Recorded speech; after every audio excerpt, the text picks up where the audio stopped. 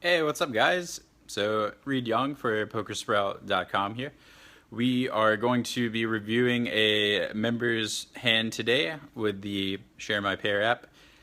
If you guys want to share some quick hand histories, definitely recommend giving that one a download, or like keep track of your hands at the table. It's really good for like quick, just fire out a hand history, save it for later for study, whatever you need to do.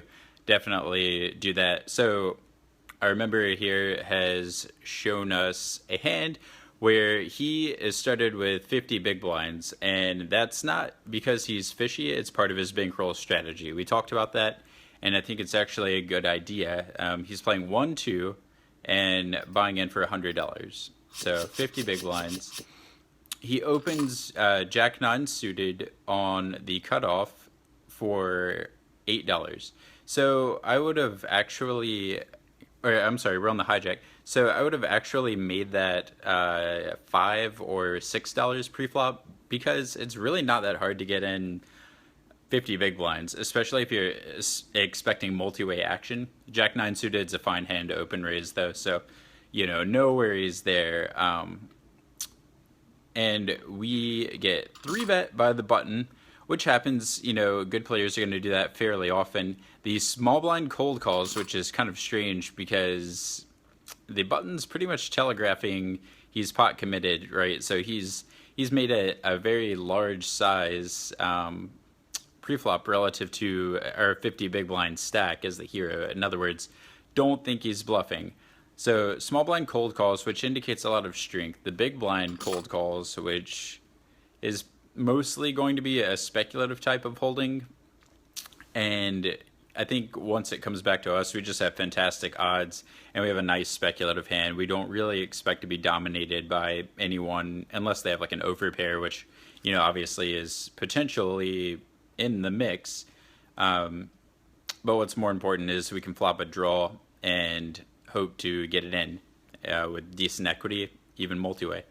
So we call. It comes 5, 8, 10 with 2 diamonds and 1 spade. The small blind checks. The big blind leads out for $15, which is, it just really doesn't do anything.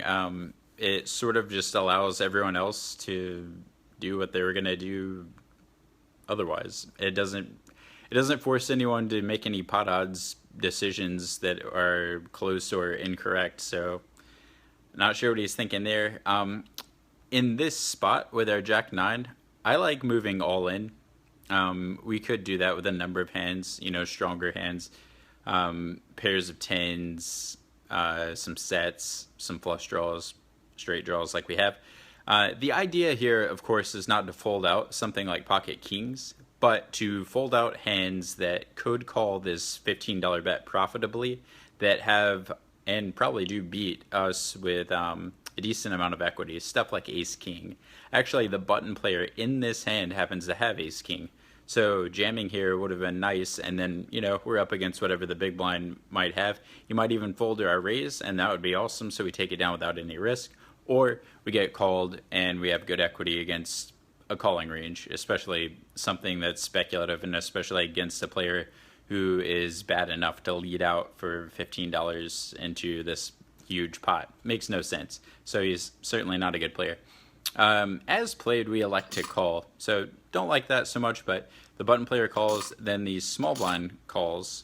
If you guys can see, the small blind actually has the nut flush draw, so pretty abysmal call by the small blind as well for pretty much the same reasons as I don't really like our call with the Jack 9. But the small blind just knows he has a lot more equity. And he's going to be out of position the rest of the hand. So unless the turn's a diamond, it's pretty tough for him to make any headway in the hand. The turn is the ace of spades, and the small blind sticks it in, which I think is okay. I mean, like, what's he hoping to be called by? He sort of played the hand as worse and as kind of face up as possible. So now all he's going to experience is someone calling him with ace king and losing, or he takes down a hand by folding out hands that were already worse than his. Why would you do that? I don't get it. But So that's what the small blind does, and we have an open-ended straight draw and a flush draw. So that's a lot of outs. What, like 15 if they're clean? So 14. We're getting a great price, and I would anticipate, given the pre-flop action and the action on the flop, that most of the time we're going to be multi-way to the river. So actually our pot odds are very, very, very good here. Even heads up, I think we're fine to call it off and just hope to get there. Even though we only have jack high, our draw is just so powerful. You know, you can check out the equity on the screen. Then, you know, the button calls, and we'll see what happens from there. As played, we elected to fold, and the button player takes it down with top pair, top kicker. So, you know, the hand plays itself for the most part after pre-flop. I don't like the flop play. I would have raised to clean up your outs. In other words, get stuff like ace king to fold, and if the big blind has something, say like you know, ace 10, then we can hit a jack as well, and we're not too worried about someone else in there with a jack and some sort of draw, maybe like queen jack of clubs that could have come along. Yeah, so I mean, that's about it, guys. I would say jam on the flop. Let me know what you think in the comments section. Hit that subscribe button if you're new, and turn on notifications if you want more hand tips like this one. See you guys next time.